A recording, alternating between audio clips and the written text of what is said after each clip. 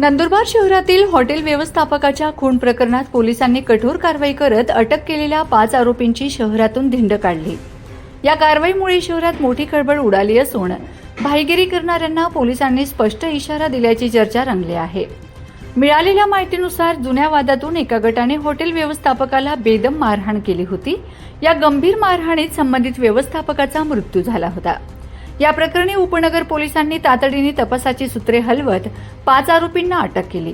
यानंतर पोलिसांनी आरोपींना हातात बेड्या ठोकून शहरातून धिंड काढत कठोर संदेश दिला।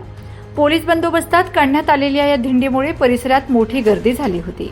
गुन्हेगारी प्रवृत्ती आणि बाहीगिरीला आळा घालण्यासाठी पोलिसांनी उचललेले हे पाऊल महत्त्वाचे मानले जात आहे। विशेष म्हणजे आरोपींची धिंड काढत पोलिसांनी आपण ॲक्शन मोडमध्ये असल्याचे पुन्हा एकदा दाखवून दिले। या कारवाईमुळे सर्वसामान्य नागरिकांमध्ये समाधान व्यक्त होत असून गुन्हेगारांवर पोलिसांचा वचक कायम असल्याची भावना बळकट झाली आहे। खून प्रकरणातील पुढील तपास उपनगर पोलीस करत असून या प्रकरणात आणखी धागेदोरे तपासले जात आहेत। नंदुरबार पोलिसांच्या या कारवाईची जिल्हाभर चर्चा सुरू आहे।